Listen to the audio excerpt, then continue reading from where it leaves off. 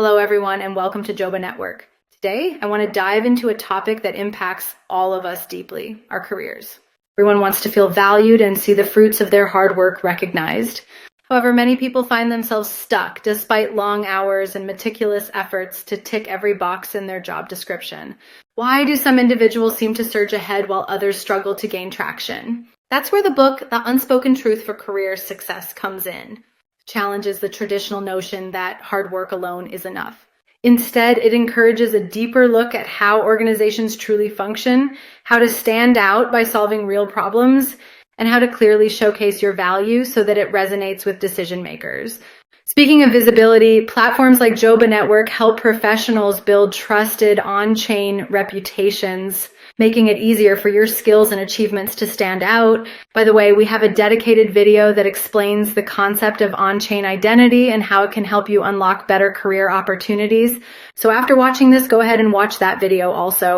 Over the next few minutes, we'll explore how companies truly operate and why just being good at your job might not cut it, how to communicate effectively, particularly during tough conversations, how to reframe negative workplace beliefs and take charge of your career development, the power of knowledge and data and how to use them to get recognized, the concept of playing in the gap, finding hidden opportunities to improve both the organization and your own trajectory. Let's dive in.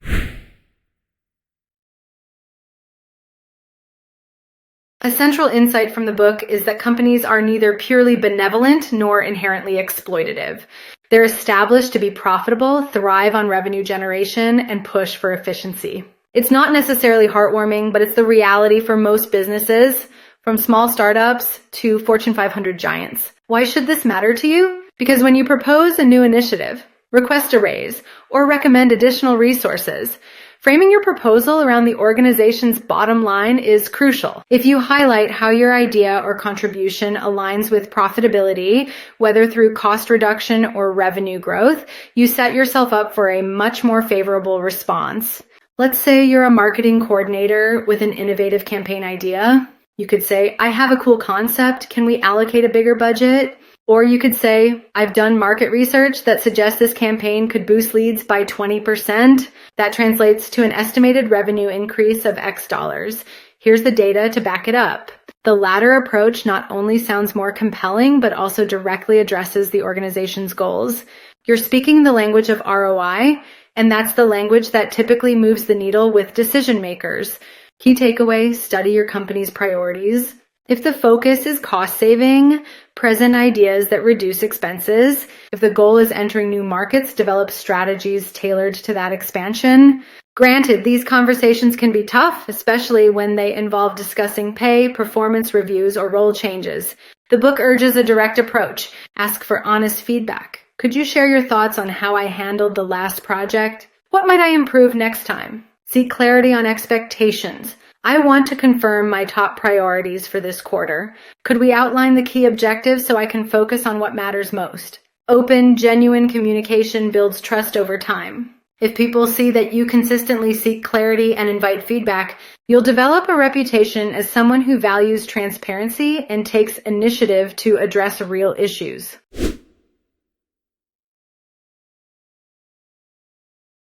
No matter how brilliant your ideas are, without effective communication, they may never see the light of day. The book points to a common pitfall called halfway conversations, where people skirt around core issues to avoid conflict or discomfort. It's tempting to say communication failures are a manager's responsibility. They should be clear if they want me to do something differently, or they'll let me know if there's a performance issue. But the truth is, communication is everyone's job. If your manager is vague, it's on you to seek clarification. If you need more resources, don't wait for someone to notice. Speak up. Ultimately, strong communication can lead to more accurate performance assessments, better opportunities, and closer collaboration with your team.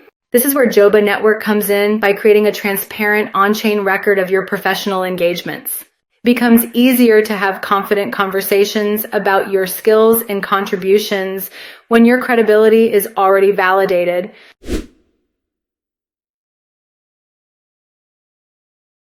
Many of us carry limiting beliefs about workplace hierarchies and politics. We might think politics always favor certain personalities, or I'll never climb the ladder because my role is too narrowly defined. The book suggests that while politics and structural barriers can be real, a purely negative outlook keeps you from discovering constructive ways to navigate them. The key is to see the workplace as a set of systems or unspoken rules you can learn and ethically work with to advance your goals. For instance, maybe you notice that cross-department committees get substantial face time with senior leaders. Even if it's not in your job description, joining one of those committees could significantly raise your visibility. Another belief to challenge is the idea that your role is set in stone. Yes, you have standard tasks that define your position. But truly, standout employees look beyond their basic duties to identify bigger problems that need solving. If you can tackle an issue that no one else has the bandwidth or foresight to address, you're adding measurable value. That's often how people step into leadership roles, even if those roles weren't officially on offer. When you're proactive, solutions-oriented, and open to taking on challenges outside your official domain, you're not just meeting expectations, you're transcending them. That transition can have a profound effect on both your career growth and your overall job satisfaction.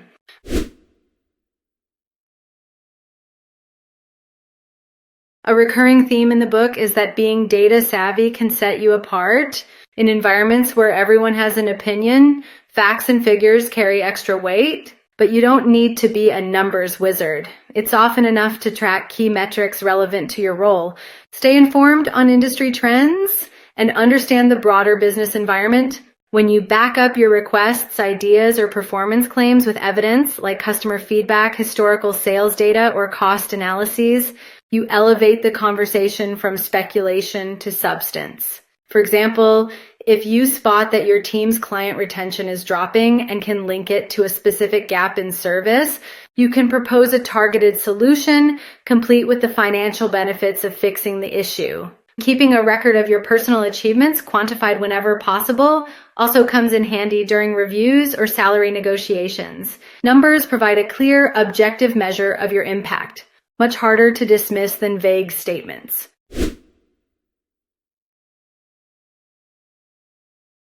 Perhaps the most powerful lesson in the book is the idea of playing in the gap. This refers to the space between what's in your official job description and what the organization actually needs but isn't formally asking anyone to do.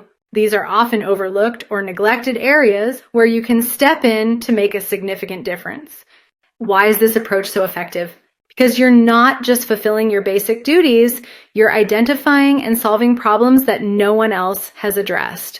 It's a chance to demonstrate leadership, creativity, and a proactive mindset. Consider a real example: an administrative assistant who notices the company's digital filing system is disorganized, causing confusion and time wasting. Even though it's not listed in their primary responsibilities, they take the initiative to propose a reorganization plan, train staff, and manage the change. When leadership sees the tangible improvement in efficiency, they'll also recognize the assistant's potential for higher-level projects or broader responsibilities. Or think about a salesperson who realizes there's a customer segment that no one else is targeting. By developing a mini marketing and sales strategy for that segment, they tap into a new revenue stream. They've demonstrated initiative that goes well beyond their quota, and that's the kind of effort upper management won't soon forget.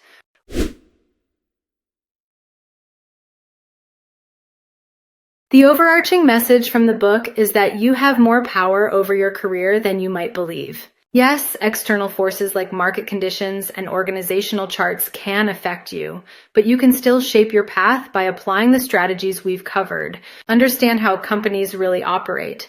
Align your actions with profitability and growth. Communicate openly and effectively.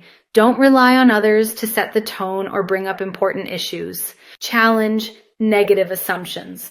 Look for opportunities to work within or around the system. Use data to bolster your ideas. Facts and figures can elevate your proposals and highlight your impact. Play in the gap, seek out problems no one else is solving, and become the go-to person for creative solutions. I encourage you to pick at least one actionable step from what we discussed.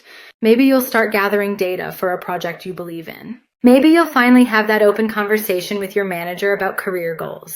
Or maybe you'll volunteer for a cross-department initiative to expand your network. The key is to act. Knowledge only becomes transformative once you put it to work.